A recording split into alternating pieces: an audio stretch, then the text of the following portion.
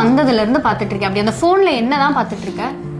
நம்ம இந்திய தேர்தல் ஆணையம் SIRனு சொல்லக்கூடிய ஸ்பெஷல் இன்டென்சிவ் விஷன், அதாவது வாக்காளர் பட்டியல் சிறப்பு தீவிர திருத்த முறை 2026 அறிவிச்சிருக்காங்க. கேள்விப்பட்டியா?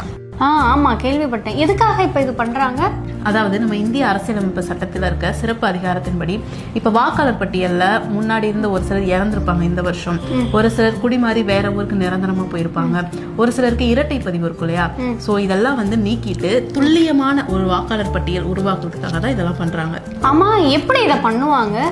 BLOன்னு சொல்லக்கூடிய வாக்குச்சாவடி நிலை அலுவலர் நவம்பர் 4ஆம் தேதியிலிருந்து டிசம்பர் 4ஆம் தேதி வரைக்கும் ஒவ்வொரு வீடா எனுமரேஷன் அப்படிங்கிற வாக்காளர் கணக்கெடுப்பு படிவம் 2 காப்பி கொடுப்பாங்க.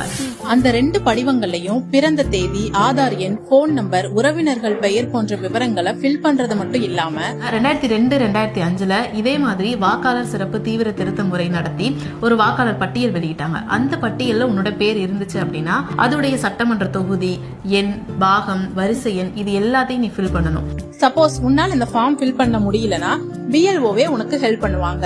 பூர்த்தி செஞ்ச இந்த 2 ஃபார்ம்ல ஒரு ஃபார்மை நம்ம வீட்டுக்கு BLOவே வாங்கிட்டு போயிடுவாங்க. வாங்கினதுக்கு அத்தாச்சியா நம்ம கையில இருக்க இன்னொரு ஃபார்ம்ல கையெழுத்து போட்டு கொடுத்துட்டு போவாங்க. சரி, என் பேர் இப்ப அந்த வருஷம் வாக்காளர் பட்டியல்ல இல்லன்னா நான் என்ன பண்றது? அப்போ நம்மளுடைய அம்மா பேர், அப்பா பேர், தாத்தா, பாட்டி இவங்களுடைய பேர் இருந்தா கூட நீ அவங்களுடைய விவரங்களை எழுதி கொடுக்கலாம். ஓ, ஓகே ஓகே. அது சரி, இப்ப 2002 இல்லைன்னா 2005 வருஷம் அந்த வாக்காளர் பட்டியல்ல என் பேரு, அம்மா அப்பா பேரு, தாத்தா பாட்டி பேரு இதெல்லாம் எங்க இருக்குன்னு நான் எப்படி கண்டுபிடிக்கிறது? அதுக்கு உன்னோட வாக்குச்சாவடி அலுவலரே உனக்கு ஹெல்ப் பண்ணுவாங்க. அப்படி இல்லைன்னா நம்ம கிட்ட தான் போன் இருக்கே, www.erolls.dn.gov.in எலக்ட்ரல் சர்ச் அப்படிங்கிற வெப்சைட் மூலமா நீ போய் தேடி கண்டுபிடிச்சுக்கலாம். அது மட்டும் இல்லாம இப்போ நீ ஃபார்ம் ஃபில் பண்றதுல உனக்கு ஏதாவது டவுட் இருக்கு அப்படின்னாலும் அதையும் உன்னோட BLO கிட்ட கேட்டு நீ தெரிஞ்சுக்கலாம். சூப்பர்.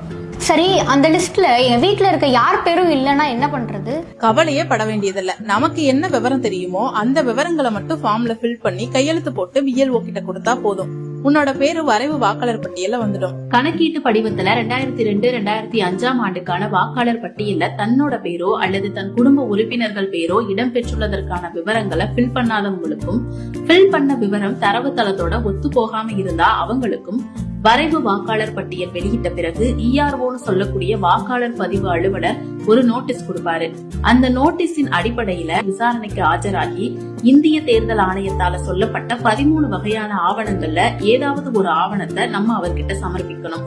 விசாரணை மற்றும் ஆவணங்கள் அடிப்படையில பிப்ரவரி 7ஆம் தேதி வெளியிடப்பட உள்ள இறுதி வாக்காளர் பட்டியல்ல நம்ம பெயரை சேர்க்கணுமா சேர்க்க கூடாதாங்கிற குறித்த உத்தரவை ERO பிறப்பிப்பாரு.